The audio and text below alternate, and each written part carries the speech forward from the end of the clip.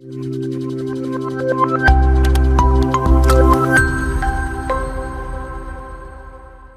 Everyone. അപ്പൊ ഇന്ന് നമ്മൾ ഇന്റർനാഷണൽ ഹ്യൂമൻ റിസോഴ്സ് മാനേജ്മെന്റിന്റെ സെക്കൻഡ് യൂണിറ്റ് ആണ് നോക്കാൻ പോകുന്നത്, social and cultural context of IHRM. അപ്പൊ അതിന് രണ്ട് പാർട്ടായിട്ടാണുള്ളത്. ഫസ്റ്റ് പാർട്ടാണ് നോക്കാം.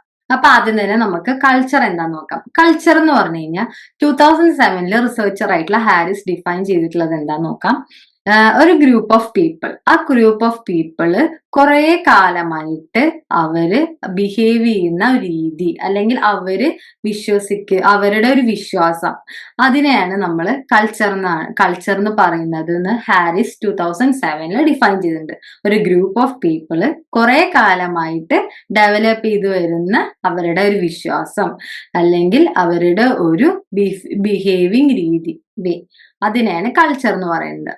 ഈ 1961 ക്ലൂക്കോൺ പറഞ്ഞിട്ടുള്ള റിസർച്ചർ പറഞ്ഞത് എന്താ വെച്ച് കഴിഞ്ഞാൽ, ഒരു ഹ്യൂമൻ ഗ്രൂപ്പിന്റെ യൂണിക് അച്ചീവ്മെന്റ്സ് ആണ്, അതായത് അവരുടെ ഒരു അച്ചീവ്മെന്റിന്റെ ഒരു സിമ്പിൾ ആയിട്ടാണ് റെപ്രസെന്റ് ചെയ്യുന്നത്. കൾച്ചറിനെ അവരുടെ അച്ചീവ്മെന്റിന്റെ സിമ്പിൾ ആയിട്ടാണ് റെപ്രസെന്റ് ചെയ്യുന്നത്. അതെന്താവാം?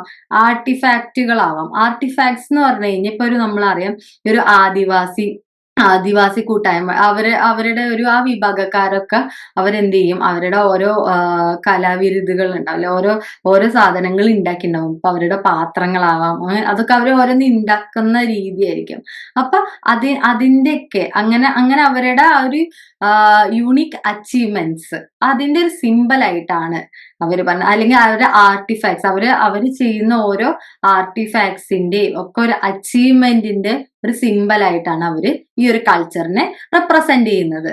അതുപോലെ തന്നെ ഈ കൾച്ചറിന്റെ ഒരു കോർ ആയിട്ട് അവർ പറയുന്നത് അവരുടെ ട്രഡീഷണൽ വാല്യൂസും, അതുപോലെ തന്നെ ആ ട്രഡീഷണൽ വാല്യൂ ഐഡിയാസിന്റെ ഒരു വാല്യൂ, അവരുടെ ട്രഡീഷണൽ, പരമ്പരാഗതമായിട്ട് വരുന്ന ആ ഒരു ഐഡിയ എന്നാണല്ലോ അവരുടെ ആർട്ടിഫാക്ട്സ് ഒക്കെ വരുന്നത്. അപ്പൊ ആ ഒരു ട്രഡീഷണൽ ഐഡിയാസിന് അതിന് കൊടുക്കുന്ന ആ വാല്യൂസ് ആണ് ഒരു കൾച്ചറിന്റെ കോർ, അതായത് ഉൾഭാഗമായിട്ട് അവര് ഉദ്ദേശിക്കുന്നത്. ഇതാണ് രണ്ട് പേര് ഡിഫൈൻ ചെയ്തിട്ടുള്ള കൾച്ചർ. ഹാരിസ് 2007 ഡിഫൈൻ ചെയ്ത് എന്താ വെച്ച് കഴിഞ്ഞാൽ, ഒരു ഗ്രൂപ്പ് ഓഫ് ആ പീപ്പിള് കുറെ കാലമായിട്ട് അവര് ഡെവലപ്പ് ചെയ്ത് വരുന്ന അവരുടെ ബിലീഫ് ആവാം, അല്ലെങ്കിൽ അവരുടെ ആ ഒരു വേ ഓഫ് ബിഹേവിയർ, അതിനെയാണ് അവർ കൾച്ചർ എന്ന് പറയുന്നത്. ക്ലൂക്കോൺ 1961 പറയുന്നത് എന്താ വെച്ച് കഴിഞ്ഞാൽ, ഒരു ഗ്രൂപ്പ് ഓഫ് പീപ്പിളിന്റെ യൂണിക് അച്ചീവ്മെന്റ്സിനെ റെപ്രസെന്റ് ചെയ്യുന്ന ഒരു സിമ്പിൾ, അത് അവരുടെ ആർട്ടിഫാക്ട്സ് ഒക്കെ ഇൻക്ലൂഡ് ചെയ്യുന്ന ഒരു യൂണിക് അച്ചീവ്മെന്റ്സിനെ റെപ്രസെന്റ് ചെയ്യുന്ന ഒരു സിമ്പിൾ ആണ് കൾച്ചർ എന്ന് പറയുന്നത്. ആ കൾച്ചറിന്റെ കോർ എന്ന് പറയുന്നത് അവരെപ്പോഴും അവരുടെ ട്രഡീഷണൽ ഐഡിയാസും അതിന് കൊടുക്കുന്ന വാല്യൂസും ആയിരിക്കും എന്നാണ് പറയുന്നത്. ഇനി നമുക്ക് കൾച്ചറൽ ഡിഫറൻസസും കൾച്ചറൽ സെൻസിറ്റിവിറ്റി, ഒരു ഓർഗനൈസേഷന്റെ ഉള്ളിലേക്ക് വരുമ്പോൾ കൾച്ചറൽ ഡിഫറൻസസും അതുപോലെ കൾച്ചറൽ സെൻസിറ്റിവിറ്റി വരുമ്പോ എന്തൊക്കെ സംഭവിക്കും, എന്തൊക്കെ ബെനിഫിറ്റ്സ് ഉണ്ടാവും, എന്തൊക്കെ ചലഞ്ചസ് ഉണ്ടാവും നമുക്ക് നോക്കാം. അപ്പൊ കൾച്ചറൽ ഡൈവേഴ്സിറ്റി ഒരു വർക്ക് പ്ലേസിൽ എങ്ങനെയൊക്കെ വരാം? ഇൻഡിവിജ്വൽ പ്രാക്ടീസസിലെ ഓരോരുത്തർ എന്തൊക്കെ ചെയ്യുന്ന, ആ ഇൻഡിവിജ്വൽ ആയിട്ട് എന്തൊക്കെ ചെയ്യുമ്പോൾ, ഇപ്പൊ ഒരു കൾച്ചറിന് വരുന്ന ആൾക്കാർ അവര് പല കാര്യങ്ങളും എല്ലാവരും ഈക്വൽ ആയിട്ടല്ലേ, ഒരു ഓർഗനൈസേഷനിൽ പല കൾച്ചറിലുള്ള ആൾക്കാരാണ് വർക്ക് ചെയ്യുന്നതെങ്കിൽ അവരെന്തായിരിക്കും, ഒരേപോലെയുള്ള പ്രാക്ടീസസ് ഒന്നും ആവില്ല ചെയ്യുന്നതിൽ, പലതരത്തിലായിരിക്കും ഓരോ ഇൻഡിവിജ്വൽസും കാര്യങ്ങളൊക്കെ ചെയ്യുന്നത്. അപ്പൊ അത് ഒരു കൾച്ചറൽ ഡൈവേഴ്സിറ്റിക്ക് ഒരു കാര്യം. പിന്നെ ഡിഫറെന്റ് വാല്യൂസ് ആയിരിക്കും. ഒരു പെർട്ടിക്കുലർ റേസ്, ഓരോ റേസിനും അവരുടേതായ പെർസ്പെക്റ്റീവ്, അതായത് അവരുടെ കാഴ്ചപ്പാടുകൾ ഉണ്ടാവും. പിന്നെ ഏജ്, നാഷണാലിറ്റി, റിലീജിയൻ, ജെൻഡർ, പിന്നെ അതുപോലെ ഗ്ലോബലൈസേഷൻ ഇൻഫ്ലുവൻസ് ചെയ്യും ഈ ഒരു കൾച്ചറൽ ഡിഫറൻസസ് അല്ലെങ്കിൽ കൾച്ചറൽ ഡൈവേഴ്സിറ്റിനെ. ഇക്കണോമിക് റീജിയണൽ ഫാക്ടേഴ്സ് വേരി ചെയ്യുമ്പോഴും അതൊരു കൾച്ചറൽ ഓർഗനൈസേഷനിൽ ഒരു കൾച്ചറൽ ഡൈവേഴ്സിറ്റി കൊണ്ടുവരും. ഓക്കെ, അപ്പൊ ഇത്രയും കാര്യങ്ങളാണ് ഒരു ഓർഗനൈസേഷനിൽ അല്ലെങ്കിൽ വർക്ക് പ്ലേസിൽ കൾച്ചറൽ ഡൈവേഴ്സിറ്റി അറൈസ് ചെയ്യുന്ന കുറച്ച് കാര്യങ്ങളാണ്. ഇൻഡിവിജ്വൽ പ്രാക്ടീസസും വാല്യൂസും, convention related race, nationality, religion, gender, അങ്ങനെ വരുന്ന കാര്യങ്ങൾ. അപ്പോൾ നമുക്കറിയാം, ഒരു ഓർഗനൈസേഷന്റെ ഒരു ക്രൂഷ്യൽ പോയിന്റ് ആണ് ഈ ഒരു കൾച്ചറൽ ഡൈവേഴ്സിറ്റി എഫക്റ്റീവായിട്ട് മാനേജ് ചെയ്യുക എന്ന് പറഞ്ഞു കഴിഞ്ഞാൽ. അങ്ങനെ എഫക്റ്റീവായിട്ട് ഈ കൾച്ചറൽ ഡൈവേഴ്സിറ്റി മാനേജ് ചെയ്ത് കഴിഞ്ഞാൽ നമുക്ക് എന്ത് സംഭവിക്കും? അവിടെ വരുന്ന കോൺഫ്ലിക്ട്സ് എന്ന് പറഞ്ഞു കഴിഞ്ഞാൽ കൂടുതലായിട്ട് ഇവര് വരുന്ന വാക്ക് തർക്കങ്ങളൊക്കെ നമുക്ക് റെഡ്യൂസ് ചെയ്യാൻ പറ്റും. അപ്പൊ നമുക്ക് അവരെന്ത് ചെയ്യും, ഒരു കൂട്ടായ്മ ഉണ്ടാവൂലേ അവിടെ. അപ്പൊ നമുക്ക് ടീം വർക്ക് എൻഹാൻസ് ചെയ്യാൻ വേണ്ടി പറ്റും. ഇപ്പൊ പലതരത്തില് ഇപ്പൊ പല റേസിലുള്ള ആൾക്കാർ, മത വിഭാഗത്തിലുള്ള ആൾക്കാരാണെങ്കിൽ അവർ തമ്മിൽ എന്ത് സംഭവിക്കും, അവരുടെ കുറച്ച് ഈ ചില റേസുകളെ ആക്സെപ്റ്റ് ചെയ്യാൻ പറ്റാത്ത റേസുകൾ ഉണ്ടാവും. അപ്പൊ അങ്ങനെ വരുന്ന ടൈമിൽ അവർ തമ്മിൽ കോൺഫ്ലിക്ട്സ് ഉണ്ടാവും. ജെൻഡർ ഇനീക്വാലിറ്റിയിൽ വിശ്വസിക്കുന്ന ആൾക്കാരുണ്ടാവും. അങ്ങനെ അപ്പൊ അവരൊക്കെ തമ്മിലുള്ള കോൺഫ്ലിക്ട്സ് ഒക്കെ ഉണ്ടാവാൻ ചാൻസസ് ഉണ്ട് അല്ലെ. അപ്പൊ ഈ ഒരു ഡൈവേഴ്സിറ്റി നമ്മൾ എഫക്റ്റീവ് ആയിട്ട് ഒരു ഓർഗനൈസേഷനിൽ നമ്മൾ മാനേജ് ചെയ്യുകയാണെങ്കിൽ തന്നെ നമുക്ക് എന്ത് ചെയ്യാൻ പറ്റും, കോൺഫ്ലിക്ട്സ് ഒക്കെ കുറച്ച് ടീം വർക്ക് ഇൻക്രീസ് ചെയ്യാൻ വേണ്ടി പറ്റും. ഇനി ഈ ഒരു ഡൈവേഴ്സിറ്റിയിൽ വരുമ്പോൾ, ഈ കൾച്ചറൽ ഡൈവേഴ്സിറ്റി ഒരു ഓർഗനൈസേഷനിൽ വരുമ്പോൾ എന്തൊക്കെ പ്രശ്നങ്ങൾ ഉണ്ടാവും നമുക്ക് നോക്കാം. ഫസ്റ്റ് വൺ എന്താണ്, കോൺഫ്ലിക്റ്റിംഗ് വർക്ക് സ്റ്റൈൽസ്. പല നാഷണാലിറ്റിയിലുള്ള ആൾക്കാരാവുമ്പോൾ അവർക്ക് വർക്കിംഗ് സ്റ്റൈൽസ് ഡിഫറെന്റ് ആയിരിക്കും. അപ്പൊ അവര് തമ്മിൽ അതിലൊരു വരും, ഒരു അഭിപ്രായ വ്യത്യാസം വരും, അവരൊരു തർക്കത്തിലേക്കൊക്കെ പോകാനുള്ള ചാൻസസ് കൂടുതലാണ് അല്ലെ. ആ ഒരു പ്രശ്നം എപ്പോഴും വരുന്ന കാര്യമാണ്. പിന്നെ നെക്സ്റ്റ് ആണ് മിസ്കമ്മ്യൂണിക്കേഷൻ അക്രോസ് കൾച്ചേഴ്സ്. അതായത് കൾച്ചേഴ്സ് തമ്മിൽ അവരുടെ കൾച്ചറിനെ കുറിച്ചിട്ടുള്ള തെറ്റായിട്ടുള്ള കമ്മ്യൂണിക്കേഷൻസ്, അതൊക്കെ പല പ്രശ്നങ്ങൾക്കും കൊണ്ടെത്തിക്കാനുള്ള ചാൻസസ് ഉണ്ട്. പിന്നെ അതുപോലെ പലതരത്തിലെ പ്രൊഫഷണൽ എറ്റിക്വിറ്റീസ് പറഞ്ഞാൽ പ്രൊഫഷണൽ ആയിട്ടുള്ള മര്യാദകൾ. ഇപ്പൊ ഓരോ കൺട്രീസിനും ഓരോ നാഷണാലിറ്റീസിനും പലതരത്തിലുള്ള പ്രൊഫഷണൽ എറ്റിക്വിറ്റീസ് ആയിരിക്കും ഉണ്ടാവുക. അപ്പൊ അതൊക്കെ അവരെല്ലാവരും കൂടി ഒരു ഓർഗനൈസേഷൻ, ഒരു വർക്ക് പ്ലേസിലേക്ക് വരുന്ന ടൈമിൽ പല പ്രശ്നങ്ങളും ഉണ്ടാവും. അത് ചിലപ്പോൾ നമുക്ക് മാറ്റാൻ സ്റ്റീരിയോ ടൈപ്പ് ആയിട്ടുള്ള പ്രശ്നങ്ങളായിരിക്കും. അതായത് നമുക്ക് അതിനെ ഒരിക്കലും ചിലപ്പോൾ ചേഞ്ച് ചെയ്യാനേ പറ്റാതെ അത് അവിടെ എപ്പോഴും ഉള്ള ഒരു ചലഞ്ച് ആയിട്ട് നിൽക്കാനുള്ള ചാൻസസും ഒരു ഓർഗനൈസേഷനിൽ എപ്പോഴും ഉണ്ടാവും. അപ്പൊ ഇതൊക്കെയാണ് മെയിൻ ആയിട്ട് വരുന്ന ഒരു ചലഞ്ചസ് എന്ന് പറയുന്നത്. വർക്കിംഗ് സ്റ്റൈൽ കോൺഫ്ലിക്ട്സ് ഉണ്ടാവും, മിസ്കമ്മ്യൂണിക്കേഷൻ അക്രോസ് കൾച്ചേഴ്സിൽ ഉണ്ടാവും, പ്രൊഫഷണൽ എറ്റിക്വിറ്റീസ്. ഇതൊക്കെയാണ് മെയിൻ ചലഞ്ചസ് ഒരു ഓർഗനൈസേഷനിൽ, ഒരു ടോപ്പ് MNC പോലത്തെ ഒരു കൾച്ചർ ഡൈവേഴ്സിറ്റി ഉള്ള ഒരു ഓർഗനൈസേഷനിൽ വരുന്ന ചലഞ്ചസ് എന്ന് പറയുന്നത്. ഇനി നമ്മളൊരു കൾച്ചറൽ ഡൈവേഴ്സിറ്റി നമ്മൾ ആക്സെപ്റ്റ് ചെയ്യുകയാണെങ്കിൽ നമുക്ക് എന്തൊക്കെ ബെനിഫിറ്റ്സ് ഉണ്ടാവും നോക്കാം. അപ്പൊ ഫസ്റ്റ് എന്താ വെച്ച് കഴിഞ്ഞാൽ റിക്രൂട്ട്മെന്റ് ഇംപ്രൂവ് ചെയ്യാൻ വേണ്ടി പറ്റും അല്ലെ. ഇപ്പൊ നല്ലൊരു എഫക്റ്റീവ് ആയിട്ട് നമ്മൾ കൾച്ചറൽ ഡൈവേഴ്സിറ്റി നന്നായിട്ട് എഫക്റ്റീവ് ആയിട്ട് മാനേജ് ചെയ്ത് കൊണ്ടുപോകുന്ന ഒരു ഓർഗനൈസേഷൻ ആണെങ്കിൽ നമുക്ക് നല്ല ടാലന്റ് ഉള്ള ആൾക്കാരെ, അതായത് എംപ്ലോയീസിനെ നമുക്ക് എന്ത് ചെയ്യാൻ പറ്റും, വേൾഡ് വൈഡ് ആയിട്ട് നമുക്ക് റിക്രൂട്ട് ചെയ്യാൻ പറ്റും. ഏതൊരു വേൾഡത്തെ എവിടെ ഉള്ള ഒരാളാണെങ്കിൽ നമുക്ക് റിക്രൂട്ട് ചെയ്യാൻ വേണ്ടി പറ്റും.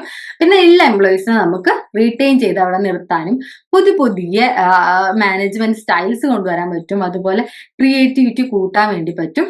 പിന്നെ നമുക്ക് ബെറ്റർ പ്രോബ്ലം സോൾവിങ് ഓപ്ഷൻസ് നമുക്ക് അവൈലബിൾ ആയിരിക്കും. നമ്മൾ നല്ലൊരു കൾച്ചറൽ ഡൈവേഴ്സിറ്റി നമ്മൾ മാനേജ് ചെയ്ത് കൊണ്ടുപോവുകയാണെങ്കിൽ നമുക്ക് കിട്ടുന്ന ബെനിഫിറ്റ്സ് ആണ് റിക്രൂട്ട്മെന്റ്, റീടെൻഷൻ, അതുപോലെ better management styles, creativity increase ചെയ്യാൻ പറ്റും. നമുക്ക് better problem solving resources available ആവും. അപ്പൊ ഇതൊക്കെയാണ് നമ്മൾ കൾച്ചറൽ ഡൈവേഴ്സിറ്റിയിൽ നമ്മൾ നോക്കിയത്. എങ്ങനെയൊക്കെയാണ് നമ്മൾ കൾച്ചറൽ ഡൈവേഴ്സിറ്റി ഒരു വർക്ക് പ്ലേസ് അറൈസ് ചെയ്യാൻ നമ്മൾ നോക്കി. അതുപോലെ അതിൽ നമ്മൾ എഫക്റ്റീവായി മാനേജ് ചെയ്ത് കഴിഞ്ഞാൽ നമുക്ക് കോൺഫ്ലിക്റ്റ് കുറച്ച് ടീം വർക്ക് എൻഹാൻസ് ചെയ്യാൻ വേണ്ടി പറ്റും എന്ന് നമ്മൾ പറഞ്ഞു. അതുപോലെ തന്നെ നമുക്ക് എന്ത് ചെയ്യാൻ പറ്റും, ബെനിഫിറ്റ്സുകൾ എന്ന് പറഞ്ഞു കഴിഞ്ഞാൽ റിക്രൂട്ട്മെന്റ്, റിട്ടൻഷൻ, മാനേജ്മെന്റ് സ്റ്റൈൽസ് കൊണ്ടുവരാൻ പറ്റും, ക്രിയേറ്റിവിറ്റി എൻഹാൻസ് ചെയ്യാൻ വേണ്ടി പറ്റും, ബെറ്റർ പ്രോബ്ലം സോൾവിങ് റിസോഴ്സസ് കിട്ടും നമുക്ക്.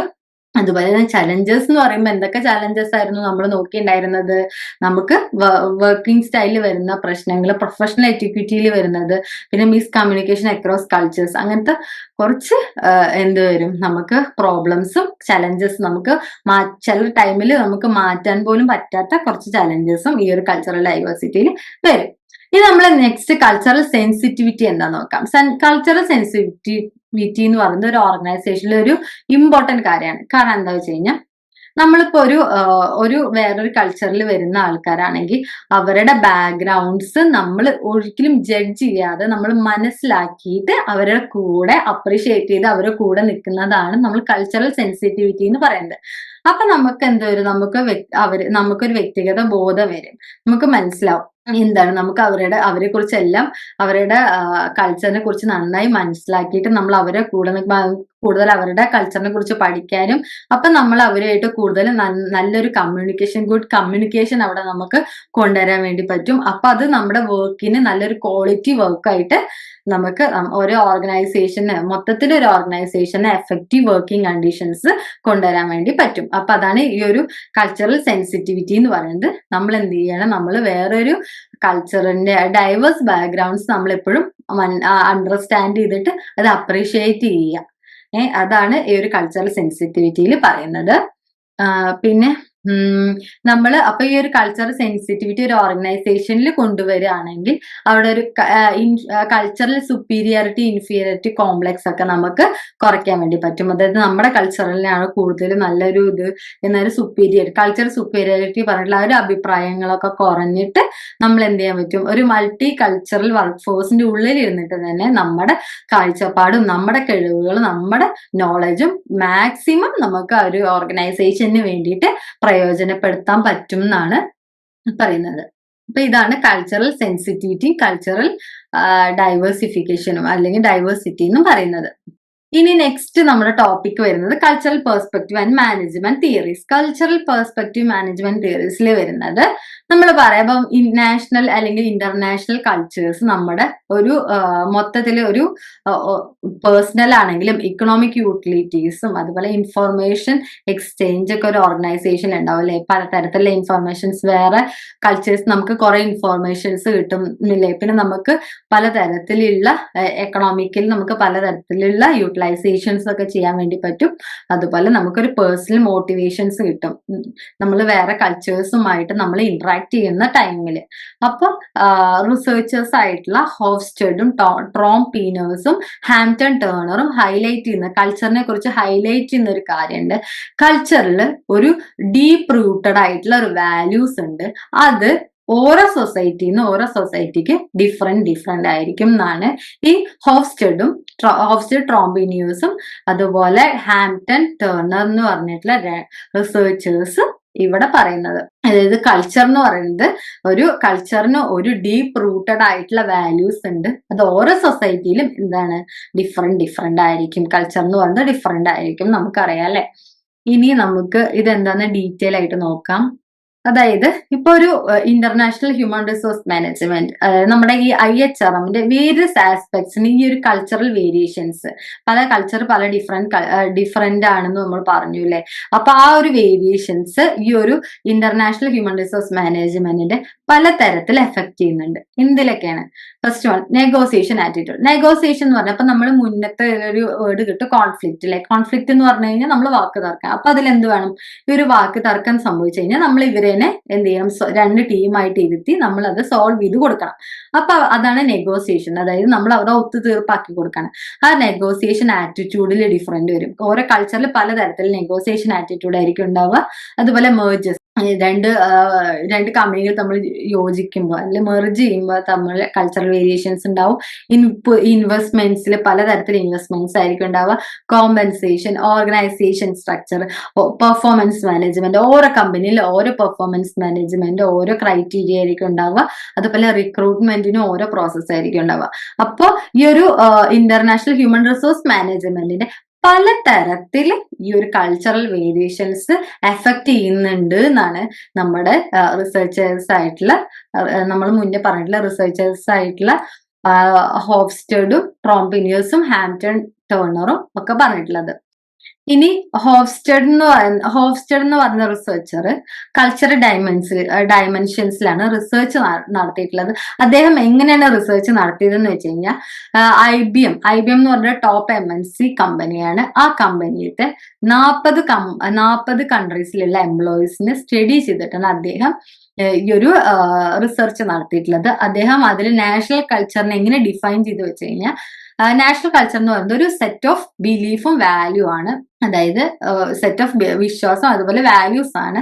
ആ വാല്യൂസ് ഒരു നാഷണാലിറ്റിന്ന് ഒരു നാഷണാലിറ്റിക്ക് വരുമ്പോൾ എന്താവും, മാറിക്കൊണ്ടേ ഇരിക്കും എന്നാണ് അദ്ദേഹം പറയുന്നത്. ഓക്കെ, ഒരു സെറ്റ് ഓഫ് ഈ ഒരു കൾച്ചർ എന്ന് പറയുന്നത് സെറ്റ് ഓഫ് ബിലീഫാണ്, സെറ്റ് ഓഫ് വാല്യൂസ് ആണ്. അത് ഒരു നാഷണാലിറ്റിന്ന് ഒരു നാഷണാലിറ്റിക്ക് വരുമ്പോൾ അതെന്താവും, ഡിഫറെന്റ് ആയിരിക്കും ഉണ്ടാവുക. അതുപോലെ തന്നെ അദ്ദേഹത്തിന്റെ മറ്റുള്ള കൾച്ചറൽ പെർസ്പെക്റ്റീവ്സ് എന്താണെന്നും അതുപോലെ ഈ ഒരു IHRM പ്രാക്ടീസസിനെ പോളിസീസിനെ ഇൻഫ്ലുവൻസ് ചെയ്യുന്ന കൾച്ചേഴ്സ് എങ്ങനെ, ഈ കൾച്ചർ എങ്ങനെ ഇൻഫ്ലുവൻസ് ചെയ്യുന്നു, കൾച്ചറിന്റെ ഇമ്പോർട്ടൻസ് എന്താണ്, നമ്മളൊരു കൾച്ചർ മനസ്സിലാക്കി കഴിഞ്ഞാൽ ആ ഒരു കൾച്ചറിന് അണ്ടർസ്റ്റാൻഡിങ് ഇമ്പോർട്ടൻസ് എന്താണ്, ഈ IHRM പ്രാക്ടീസസ് പോളിസീസിൽ നമ്മൾ കൾച്ചർ അണ്ടർസ്റ്റാൻഡിങ്ങിന്റെ ഒരു ഇമ്പോർട്ടൻസ് എന്താണ്, അതെങ്ങനെ സ്വാധീനിക്കുന്നു എന്നുള്ളതാണ് നമ്മൾ ഈ ഒരു അദ്ദേഹം ഈ ഒരു റിസർച്ച്, ഹോഫ്സ്റ്റഡ് പറഞ്ഞിട്ടുള്ള റിസർച്ചർ ഈ ഒരു റിസർച്ചിൽ ഉദ്ദേശിക്കുന്നത്. അപ്പൊ രണ്ട് കാര്യങ്ങളിലൂടെയാണ് അദ്ദേഹം ഇതിന് ഒരു കൾച്ചറൽ അണ്ടർസ്റ്റാൻഡിങ്ങിന് ഒരു ഇമ്പോർട്ടൻസ് പറഞ്ഞു തന്നിട്ടുള്ളത്. ഫസ്റ്റ് വൺ ഓണിയൻ മോഡലാണ്, സെക്കൻഡ് വൺ കൾച്ചറൽ ഡയമെൻഷൻസ്. ഇനിയിപ്പൊ നമുക്ക് ഓരോന്നും എന്താണെന്ന് നോക്കാം. ഓണിയൻ മോഡൽ എന്താന്ന് നോക്കാം, അതുപോലെ കൾച്ചറൽ ഡയമെൻഷൻസ് എന്താണെന്ന് നോക്കാം. ഓക്കെ, അപ്പൊ നമ്മൾ ഇനി ഹോഫ്സ്റ്റഡ് ഓണിയൻ മോഡൽ ഓഫ് കൾച്ചർ, ഈ ഒരു കോൺസെപ്റ്റ്, ഇതൊരു കോൺസെപ്ച്വൽ ഫ്രെയിംവർക്ക് ആണ്. ഇതില് ഈ ഒരു ഓണിയൻ മോഡൽ എന്താന്ന് പറഞ്ഞാൽ നമുക്ക് ഇത് കണ്ടാൽ തന്നെ നമുക്ക് അറിയാമല്ലേ, ഒരു ഓണിയന്റെ ഹാഫ് പോർഷൻ കട്ട് ചെയ്ത് കഴിഞ്ഞാൽ നമുക്ക് ഒരു ലെയർ ആയിട്ട് ഇങ്ങനെ കാണാൻ വേണ്ടി പറ്റും. ആ ലെയർ ആണ് അവിടെ കാണിച്ചിട്ടുള്ളത്. ഇതില് ഒരു ഓർഗനൈസേഷനിക്ക് വരുമ്പോൾ അവിടെ ഓർഗനൈസേഷനിൽ ഒരു ടോപ്പ് MNC പോലത്തെ ഒരു കമ്പനി ഇന്റർനാഷണൽ ബിസിനസ്സിൽ വരുമ്പോൾ അവിടെ കൾച്ചേഴ്സിൽ ഡിഫറെന്റ് ലെയേഴ്സ് ഉണ്ട്. ആ ലെയേഴ്സ് എങ്ങനെ നമുക്ക് ഈ ഒരു കോൺസെപ്ച്വൽ ഫ്രെയിംവർക്കിൽ നമുക്ക് ആ ലെയേഴ്സ് എങ്ങനെയാണെന്ന് നമുക്ക് മനസ്സിലാക്കാൻ വേണ്ടി പറ്റും. അപ്പൊ ഇതില് ഈ ഓരോ ലെയറിന് 4 ആയിട്ടാണ് ഡിവൈഡ് ചെയ്തിട്ടുള്ളത്. Simple, hero, Rachel, values. 4 practices ആണുള്ളത്. അതില് ഫസ്റ്റ് വൺ നമുക്ക് നോക്കുകയാണെങ്കിൽ ആ ബ്ലൂ ഷെയ്ഡിൽ എന്താണ് സിമ്പിൾ. സിമ്പിൾ എന്ന് പറയുമ്പോൾ നമുക്ക് അതൊരു വിസിബിൾ ഐറ്റം ആണ്. അതായത് നമുക്ക് കാണാൻ വേണ്ടി പറ്റും, തൊടാൻ, ഹിയർ, കേൾക്കാൻ വേണ്ടി പറ്റും, ടച്ച് ചെയ്യാൻ വേണ്ടി പറ്റും, അങ്ങനെ എല്ലാത്തിനും പറ്റിയ ഒരു വിസിബിൾ ആയിട്ടുള്ള ഒരു ഔട്ടർ ലെയർ ആണ് സിമ്പിൾ എന്ന് പറയുന്നത്. ഓക്കെ, അപ്പൊ ഈ സിമ്പിൾ എന്ന് പറയുമ്പോൾ നമുക്ക് മേ ബി അത് ഫ്ലാഗ് ആവാം, ഒരു കൺട്രി വെച്ച് നോക്കണേ അവരെ ഫ്ലാഗ് ആവാം, ലോഗോ ആവാം, ഡ്രസ്സിങ് സ്റ്റൈൽ ആവാം, ഗസ്റ്റേഴ്സ് ആവാം. ഇതൊക്കെ നമുക്ക് കാണാൻ പറ്റുന്ന കാര്യമാണ് അല്ലെ സിമ്പിൾ എന്ന് പറയുമ്പോൾ. അപ്പൊ നമുക്ക് വിസിബിൾ ആയിട്ടുള്ള ഐറ്റം, അത് നമുക്ക് കേൾക്കാൻ പറ്റണം, ലാംഗ്വേജ് ആവാം, അങ്ങനെ അതാണ് ഈ സിമ്പിൾ പറഞ്ഞിട്ടുള്ള ഒരു ഔട്ടർ ലെയർ കാറ്റഗറിയിൽ വരുന്നത്. നെക്സ്റ്റ് വൺ ആണ് ഹീറോസ്. ഹീറോസ് എന്ന് പറയുമ്പോൾ നമ്മൾ ആ കൾച്ചറിൽ ഇരിക്കുമ്പോൾ നമ്മൾ റെസ്പെക്ട് ചെയ്യുന്ന നമ്മുടെ റോൾ മോഡൽസിനെയാണ് ഇതിൽ ഹീറോസ് എന്ന് പറയുന്നത്. അപ്പൊ നമ്മളിപ്പോ നമ്മളുടെ നാഷണൽ ലീഡേഴ്സ് ആവാം, അല്ലെങ്കിൽ സ്പോർട്സ് സ്റ്റാർസ് ആവാം. അപ്പൊ നമുക്ക് നമ്മുടെ റോൾ മോഡൽസ് നമ്മൾ ലീഡേഴ്സ് ആയിട്ട് നമുക്ക് മഹാത്മാഗാന്ധിനെ പറയാം, അല്ലെങ്കിൽ സ്പോർട്സ് സ്റ്റാർസിന് നമുക്ക് സച്ചിനെ പറയാം, ധോണി, ഒക്കെ നമ്മുടെ റോൾ മോഡൽ പോലെയാണ് ഇല്ലേ. അപ്പൊ നമ്മുടെ കൾച്ചറിൽ നിന്ന് നമ്മൾ റെസ്പെക്ട് ചെയ്യുന്ന ആൾക്കാരെയാണ് നമ്മൾ റോൾ മോഡൽസ് ആയിട്ട് പറയുന്നത്. അതാണ് സെക്കൻഡ് കാറ്റഗറിയിൽ വന്ന ഹീറോസ്. ഇനി തേർഡ് വൺ റൈച്വൽസ്. റൈച്വൽസ് എന്ന് പറഞ്ഞു കഴിഞ്ഞാൽ നമ്മുടെ ഒരു കളക്റ്റീവ് ആക്ടിവിറ്റീസ്, ആ ഒരു കൾച്ചറിൻ്റെ ഉള്ളിൽ നമ്മൾ ചെയ്യുന്ന ആക്ടിവിറ്റീസ്. അത് നമ്മൾ എങ്ങനെയാണ് നമ്മളൊരു ഗ്രീറ്റിംഗ് ചെയ്യുന്നത് എങ്ങനെയാണ്, അതുപോലെ തന്നെ നമ്മൾ എങ്ങനെയാണ് നമ്മുടെ ഒരു റിലീജിയസ് സെറമണി എങ്ങനെയാണ് നടക്കുന്നത്, ബിസിനസ് മീറ്റിംഗ് എങ്ങനെയൊക്കെ നടക്കുന്നത്, ആ ഒരു കൾച്ചറിൽ വരുന്ന business meetings, greetings, religious ceremony, അതൊക്കെയാണ് ഈ റൈച്വൽസ്. ആ ഗ്രൂപ്പ് ആക്ടിവിറ്റീസ് എങ്ങനെയാണ് ഒരു കൾച്ചറിൽ നടക്കുന്നത്, അതാണ് റൈച്വൽസ്. ഇനി ലാസ്റ്റ് വൺ ആണ് വാല്യൂസ്. വാല്യൂസ് എന്ന് പറഞ്ഞു കഴിഞ്ഞാൽ അത് നമ്മുടെ മൈൻഡിൽ, ആ കൾച്ചറിൽ ജീവിക്കുന്ന ആൾക്കാരുടെ മൈൻഡിൽ ഡീപ്പ് റൂട്ടഡ് ആയിട്ട് കിടക്കുന്ന സെറ്റ് ഓഫ് ബിലീവ്സ് ആണ് ആ വാല്യൂസ് എന്ന് പറയുന്നത്. അത് എന്താണ് ഗുഡ്, ഇതാണ് എന്റെ കൾച്ചർ വെച്ചിട്ട് ഇതാണ് എനിക്ക് ശരി, ഇതാണ് എനിക്ക് തെറ്റ്, അങ്ങനെയാണ് ഈ വാല്യൂസ് വരുന്നത്. അത് ഏറ്റവും കോർ ആയിട്ടുള്ള ഒരു ലെയർ ആണ് നമ്മുടെ ഈ വാല്യൂസ് എന്ന് പറയുന്നത്. ഇപ്പൊ നമുക്ക് പറയുകയാണെങ്കിൽ സിമ്പിൾ, ഹീറോ, റൈച്വൽസ്, ഇത് മൂന്നും നമുക്ക് എപ്പോ വേണമെങ്കിൽ ചേഞ്ച് ആവാം അല്ലെ. നമുക്കിപ്പോ നമ്മളിപ്പോ പണ്ട് കാലത്ത് നമ്മളിപ്പോ ഇന്ത്യ വെച്ച് നോക്കുകയാണെങ്കിൽ നമ്മൾ പണ്ട് കാലത്തെ ഡ്രസ്സിങ് സ്റ്റൈലാണ് അല്ല നമ്മളിപ്പോഴും ഫോളോ ചെയ്യുക. നമ്മളത് ഇങ്ങനെ ചേഞ്ച് ആയി കൊണ്ട് വരികയാണ് അല്ലെ. അപ്പൊ ഹീറോസ് ആണെങ്കിൽ നമുക്ക് ഓരോരുത്തരും മാറി നമുക്ക് ഓരോരുത്തരായിട്ട് നമ്മുടെ റോൾ മോഡൽസ് ഒക്കെ ചിലപ്പോൾ മാറി മാറി വരും. അതുപോലെ ഈക്വൽ ആയിരിക്കില്ല, എല്ലാവർക്കും ഒരുപോലത്തെ റോൾ മോഡൽസ് ഒന്നും ആവില്ല. പിന്നെ റൈച്വൽസ് നമ്മളില്ലേ വേറെ വേറെ, ഇപ്പൊ പണ്ട് കാലത്ത് നമ്മുടെ ഒരു കല്യാണം പോലെയാണ് ഇന്നത്തെ കാലത്തെ കല്യാണം. അപ്പൊ നമുക്കെല്ലാം ഒരു പലതരത്തിലുള്ള ഒരു ചേഞ്ചസ് നമുക്ക് മാറി മാറി വരുന്നുണ്ട്. പക്ഷെ നമ്മുടെ വാല്യൂസ് ഒരിക്കലും നമുക്ക് പെട്ടെന്ന് തന്നെ നമുക്ക് ചേഞ്ച് ചെയ്യാൻ വേണ്ടി നമുക്ക് പറ്റില്ല. നമുക്ക് എന്ത് ചെയ്യാം, അതിന് നമുക്ക് നമ്മുടെ വാല്യൂസ് നമുക്ക് ചേഞ്ച് ചെയ്യണമെങ്കിൽ നമുക്ക് കുറേ ടൈം എടുക്കും. ഓക്കെ, ഈ സിമ്പിൾ ഹീറോ റൈച്ചൽസ് എന്നൊക്കെ പറഞ്ഞു കഴിഞ്ഞാൽ നമുക്ക് വേറൊരു നമ്മുടെ കൾച്ചറിൽ അല്ലാത്ത ഒരാൾക്ക് തന്നെ പെട്ടെന്ന് തന്നെ നമുക്ക് അത് നന്നായി മനസ്സിലാക്കാതെ തന്നെ നമുക്ക് നമ്മുടെ ഡ്രസ്സിങ് സ്റ്റൈൽ, നമ്മുടെ ലാംഗ്വേജ് പഠിക്കാൻ വേണ്ടി പറ്റൂലേ, അങ്ങനെയൊക്കെ ചെയ്യാം. പക്ഷെ നമ്മുടെ വാല്യൂസ് ഒരിക്കലും അവർക്ക് എന്ത് ചെയ്യാൻ വേണ്ടി പറ്റില്ല. നമുക്ക് കറക്റ്റ് അതുപോലെ നമ്മളെ ആക്സെപ്റ്റ് ചെയ്യുന്ന പോലെ അവർക്ക് ആക്സെപ്റ്റ് ചെയ്യാൻ വേണ്ടിയിട്ട് കുറച്ച് ബുദ്ധിമുട്ടായിരിക്കും. അതാണ് ഈ ഒരു 4 ലെയേഴ്സ് ആയിട്ട് നമ്മുടെ ഒരു ഒണിയൻ മോഡൽ ഇവിടെ പറയുന്നത്. നമ്മുടെ ഒരു കൾച്ചറിന്റെ ഡിഫറെന്റ് ലെവൽസിനെ വിഷ്വലൈസ് ചെയ്യാണ് ഈ ഒരു ഒണിയൻ മോഡലിലൂടെ ഹോഫ്സ്റ്റഡ് ചെയ്യുന്നത്. ഓക്കെ, അപ്പൊ നമ്മൾ ഇങ്ങനെയാണ് നിങ്ങളുടെ സ്റ്റഡി മെറ്റീരിയൽ കാണാൻ പറ്റും ഈ ഒരു പിക്ചർ. ഇതിൽ എങ്ങനെയാണ് നമ്മൾ ഈ ഫോളോയിങ് ലെയേഴ്സ് എങ്ങനെയാണ് ഡിഫറൻഷിയേറ്റ് ചെയ്യുന്നത് നമുക്ക് നോക്കാം. അപ്പൊ സർഫേസ് അല്ലെങ്കിൽ ഔട്ട്സൈഡ് ലെയറിൽ, അതായത് നമ്മുടെ ഈ സിമ്പിൾ വരുന്ന ലെയറിൽ എന്താന്ന് വെച്ച് കഴിഞ്ഞാൽ നമുക്ക് ഡ്രസ്സിങ്, കുക്കിംഗ്, ആർക്കിടെക്ചർ, ഇങ്ങനെ മൂവ്മെന്റ്സ്, ഗസ്റ്റേഴ്സ്, എറ്റിക്വിറ്റി നമ്മൾ നേരത്തെ കേട്ടിട്ടുണ്ടായിരുന്നു, ഗ്രീറ്റിംഗ്സ്, അങ്ങനത്തെ കാര്യങ്ങളൊക്കെ വരുന്നത്.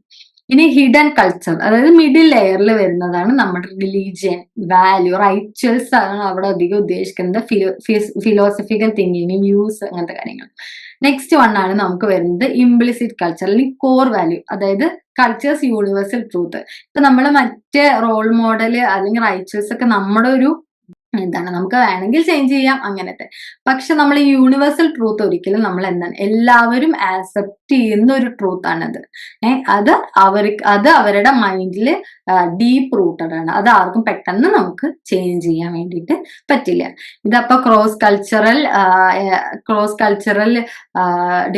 ഡിഫറൻസസ് ഒക്കെ നമ്മൾ പഠിക്കാൻ വേണ്ടിയിട്ടും അതുപോലെ തന്നെ നമ്മൾ മറ്റേ ഇന്റർനാഷണൽ ബിസിനസ്സിന് ഒക്കെ യൂസ് ചെയ്യാൻ വേണ്ടിയിട്ടാണ് കൂടുതൽ ഈ ഹോഫ്സ്റ്റഡ്സ് ഈ ഒരു ഓണിയൻ മോഡൽ കൊണ്ടുവന്നിട്ടുള്ളത്. അപ്പൊ ഈ ഓണിയൻ മോഡലിൽ നമ്മൾ പറഞ്ഞ ഹാഫ് പോർഷൻ ഓഫ് ഓണിയൻ അല്ലെ, അതിൽ കട്ട് ചെയ്ത് നമുക്കറിയാം 4 ലെയേഴ്സ് ആയിട്ടല്ല, കോർ നമുക്ക് എപ്പോഴും നമുക്ക് ഡീപ്പ് റൂട്ടഡ് ആയിട്ടായിരിക്കും. ആ കൾച്ചറിന്റെ ഡീപ്പ് റൂട്ടഡ് ഏരിയയാണ് നമ്മുടെ കോർ പാർട്ട്.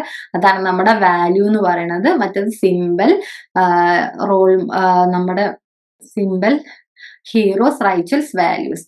അല്ലെങ്കിൽ സിമ്പിൾ ഹീറോസ്, റൈച്ചൽസ് നമുക്ക് ഇപ്പൊ വേണമെങ്കിൽ ചേഞ്ച് ചെയ്യാൻ പറ്റും. പിന്നെ അതുപോലെ വേറൊരാൾക്ക് ഇമിറ്റേറ്റ് ചെയ്യാനും ഈസിയാണ് വിത്തൗട്ട് ഡീപ്ലി അണ്ടർസ്റ്റുഡ്. നമുക്ക് ഡീപ്ലി അണ്ടർസ്റ്റാൻഡ് ചെയ്യാതെ തന്നെ നമുക്ക് എന്ത് ചെയ്യാൻ പറ്റും, അത് ഇമിറ്റേറ്റ് ചെയ്യാൻ വേണ്ടി പറ്റും. പക്ഷെ നമുക്ക് വാല്യൂസ് ഒരിക്കലും അങ്ങനെ ചെയ്യാൻ വേണ്ടി പറ്റില്ല. അതുപോലെ നമുക്ക് ആരെയും കൊണ്ട് അത് ചേഞ്ച് ചെയ്യാനും പെട്ടെന്ന് ചേഞ്ച് ചെയ്യാൻ കുറച്ച് ബുദ്ധിമുട്ടായിരിക്കും. ഓക്കെ, ഇതാണ് പോണിയൻ മോഡൽ എന്ന് പറയുന്നത്. ഇനി നെക്സ്റ്റ് നമ്മൾ മുന്നേ പറഞ്ഞ പോലെ ഹോഫ്സ്റ്റഡ്സ് നമുക്ക് cultural dimensions and their managerial implications നമുക്കറിയാം.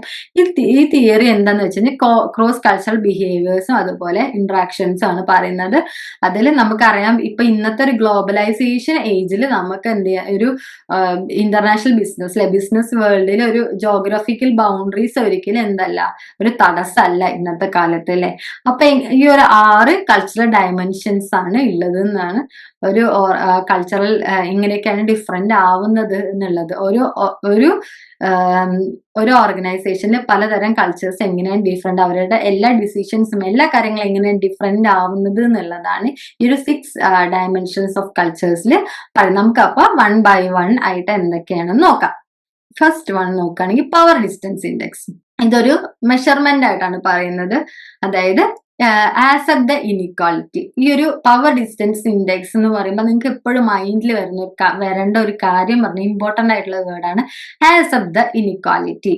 അപ്പൊ പീപ്പിൾസ് ഈ ഇനിക്വാളിറ്റി ആക്സെപ്റ്റ് ചെയ്യുന്നുണ്ടെങ്കിൽ, കൂടുതലായിട്ട് ആക്സെപ്റ്റ് ചെയ്യുന്ന ആ മെഷർമെന്റ് ആണ്. അതായത് കുറവ് ആക്സെപ്റ്റ് ചെയ്യുകയാണോ കൂടുതലാണ് ആക്സെപ്റ്റ് ചെയ്യുന്നത്, ആ മെഷർ ചെയ്യണതിനാണ് ഈ പവർ ഡിസ്റ്റൻസ് ഇൻഡെക്സ് എന്ന് പറയുന്നത്. ഓക്കെ, അപ്പൊ നമുക്ക് ഇപ്പൊ ഒരു പിക്ചർ കാണാം, ആ പിക്ചറിൽ തന്നെ കാണാല്ലേ ആ ഒരു ഡിസ്റ്റൻസ്, അതായത് പവറിന്റെ ഡിസ്റ്റൻസ് ഇത്ര ഇപ്പൊ ഈ ഒരു പവർ ഉള്ള ആളും പവർ ഇല്ലാത്ത ആൾക്കാരും തമ്മിലുള്ള ഡിസ്റ്റൻസ് കൂടുതലാണെങ്കിൽ അപ്പൊ അവിടെ ഇനീക്വാളിറ്റി കൂടുതലാണ്. പീപ്പിൾ ഇനീക്വാളിറ്റി ആക്സെപ്റ്റ് ചെയ്യുന്നത് കൂടുതലാണ്. അതാണ് ഒരു പവർ ഡിസ്റ്റൻസ് ഈക്വാലിറ്റി പറയുന്നത്. അപ്പൊ ഇപ്പൊ അറബ് കൺട്രീസിലൊക്കെ നമുക്കറിയാലേ, അവിടെ ഒരു ഹയറാർക്കി പോലെ ഒരു സെൻട്രലൈസ്ഡ് അതോറിറ്റി ആയിരിക്കും അല്ലെ, ഒരാളായിരിക്കും ഫുൾ ഡിസിഷൻസ് എടുക്കുക, അവരുടെ കയ്യിലാണ് ഫുൾ പവർ ഉണ്ടാവുക. അതിന് താഴെ ഒരു ഹയറാർക്കി പോലെ ഓരോ സ്റ്റേജസ് ആയിട്ട് ആൾക്കാരുണ്ടാവും. അവരാണ് ഡിസിഷൻസ് ഒക്കെ എടുക്കണത്. ബാക്കിയുള്ളവരൊക്കെ ബാക്കിയുള്ള പീപ്പിൾസ് ഒക്കെ അവരുടെ ഡിസിഷൻസ് ഒക്കെ ആക്സെപ്റ്റ് ചെയ്ത് അവർക്കാണ് കൂടുതൽ പവർ ഉണ്ടാവുക അല്ലെ. ഒരു ഇനീക്വാളിറ്റി ആണ് അവിടെ അല്ലെ. കുറച്ച് പേർക്ക് പവർ ഉണ്ടാവും, പവർ ഇല്ലാത്തവര് ഉണ്ടാവും. ഇപ്പൊ പവർ ഉള്ളവർക്ക് എല്ലാ അധികാരങ്ങളും ഉണ്ടാവും. അവരാണ് എല്ലാ കാര്യങ്ങളും തീരുമാനിക്കുന്നവര്. മറ്റവര് എന്തായിരിക്കും, ഇവര് എടുക്കുന്ന ഡിസിഷൻസ് ഒക്കെ ആക്സെപ്റ്റ് ചെയ്ത് അതുപോലെ ചെയ്യുന്ന ആൾക്കാരായിരിക്കും. അപ്പോൾ ഹൈ പവർ ഡിസ്റ്റൻസ് ഉള്ള കൺട്രീസ് വന്ന് ഒരു എക്സാമ്പിൾ ആയിട്ട് നമുക്ക് അറബ് കൺട്രീസിനെ നമുക്ക് കാണാം.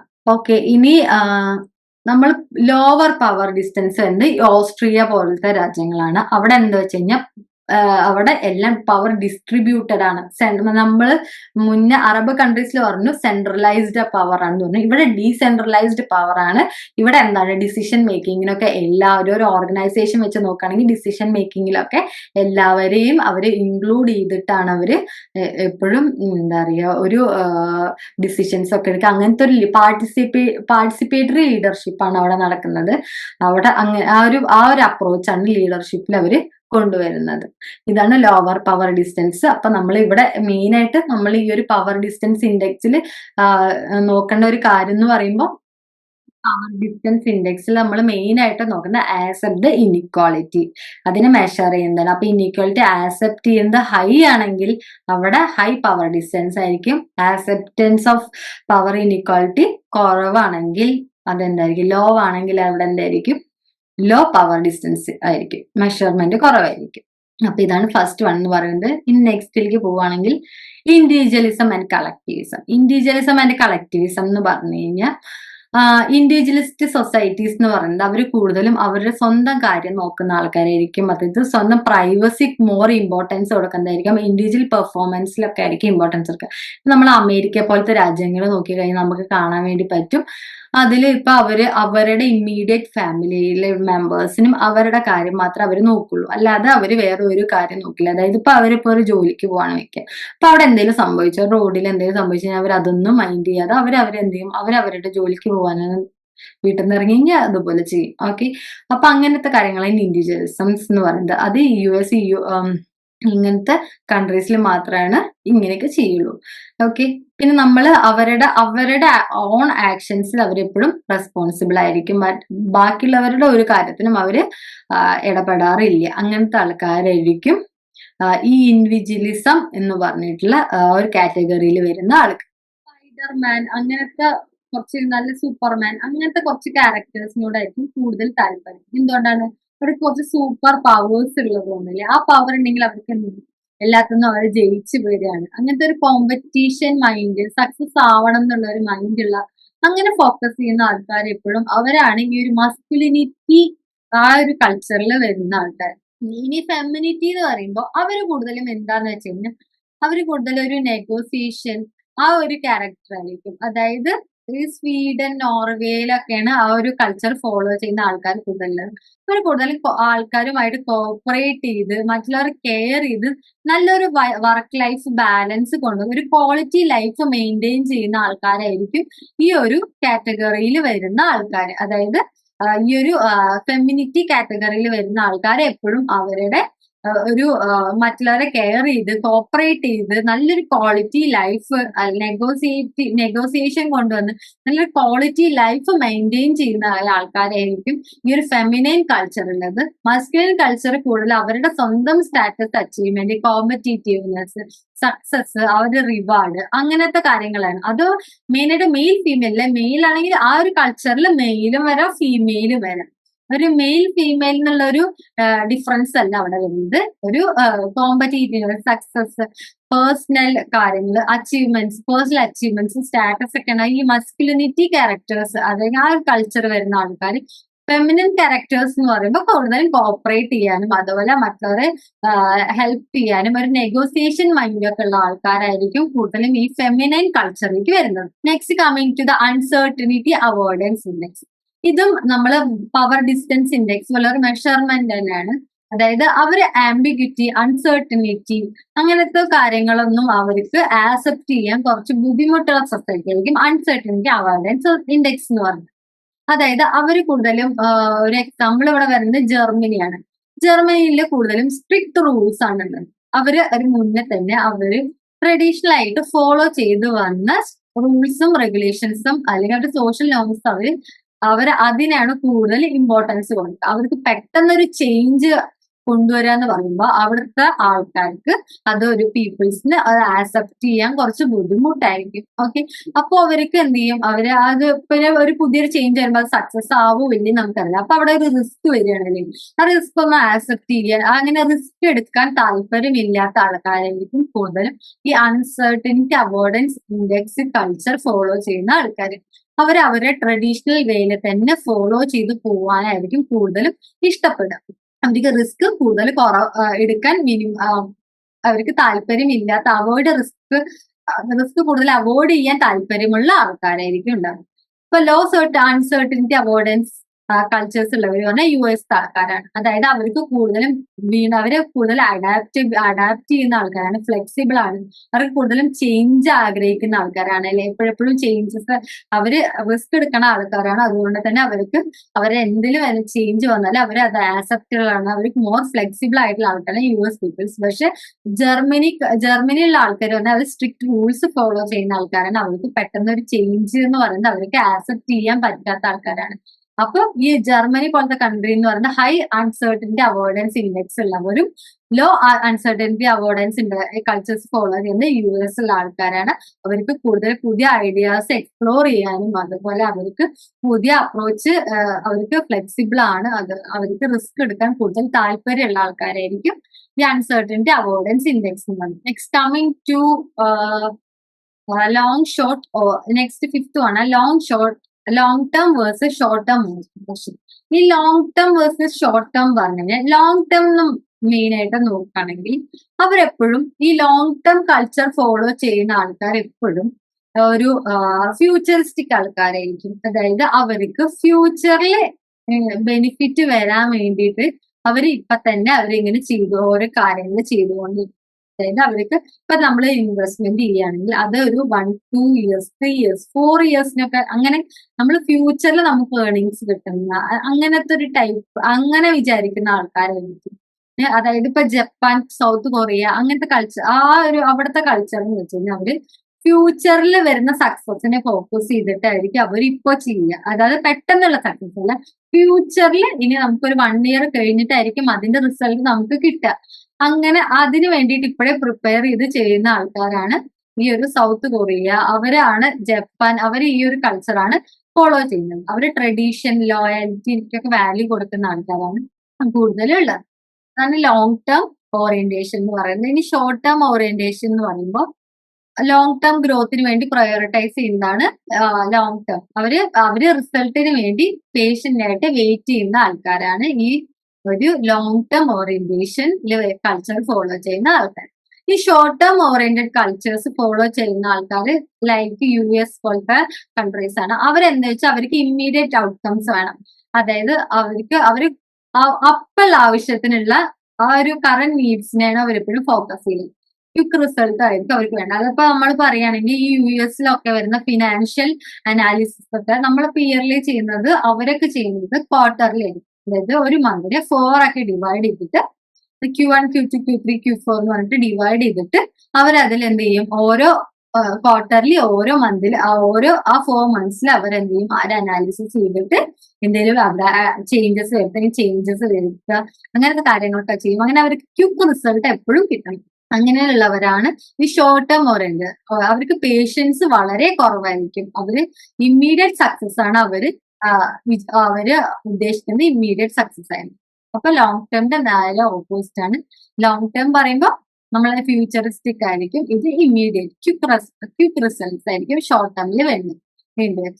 നെക്സ്റ്റ് ലാസ്റ്റ് ഇന്റലിജൻസിക്ക് വരികയാണെങ്കിൽ നമ്മൾ എങ്ങനെയാണ് അവരുടെ ഈ ഒരു ഇന്റലിജൻസ് വേഴ്സസ് റിസ്ട്രെയിൻ ഇവിടെ എന്താ മെഷർ ചെയ്യുന്നത് വെച്ച് കഴിഞ്ഞാൽ അവരുടെ ഹാപ്പിനെസ് അല്ലെങ്കിൽ എൻജോയ്മെന്റ് എങ്ങനെയാണ് ഹാൻഡിൽ ചെയ്യുന്നത്, സൊസൈറ്റി അവരുടെ ഹാപ്പിനെസ് എൻജോയ്മെന്റ് എങ്ങനെയാണ് ചെയ്യുന്നത്, എങ്ങനെയാണ് അവര് എൻജോയ്മെന്റ് നടത്തുന്നത് നോക്കും. അപ്പൊ ഇന്റലിജൻസ് എന്ന് പറഞ്ഞിട്ടുള്ള ഒരു കൾച്ചറിലാണെങ്കിൽ ആ ആൾക്കാർ അവര് കൂടുതലും അവരുടെ ലൈഫ് എൻജോയ് ചെയ്യും. അതുപോലെ അവര് വർക്ക് ലൈഫ് ബാലൻസിന് നല്ലൊരു വാല്യൂ കൊടുക്കുന്ന ആൾക്കാരായിരിക്കും. അവര് ലേഷ്യർ ട്രിപ്പ് ഒക്കെ പോവുക, ഫ്രീ ആയിരിക്കുന്ന ടൈമിൽ അങ്ങനെ ഹാപ്പിനെസ്സിന് അവര് കൂടുതൽ എക്സ്പ്രസീവ് ആയിട്ടുള്ള ആൾക്കാരായിരിക്കും ഈ ഇന്റലിജന്റ് കൾച്ചേഴ്സ്. വെനിസ്വേല, മെക്സിക്കോ പറഞ്ഞിട്ടുള്ള രാജ്യങ്ങളാണ് കൂടുതലും ഇന്റലിജന്റ് കൾച്ചേഴ്സ് ഫോളോ ചെയ്യുന്ന ആൾക്കാർ. അവര് കൂടുതൽ എക്സ്പ്രസീവ് ആയിരിക്കും. ഇനി നെക്സ്റ്റ് നേരെ ഓപ്പോസിറ്റ് റിസ്ട്രന്റ് കൾച്ചേഴ്സ്.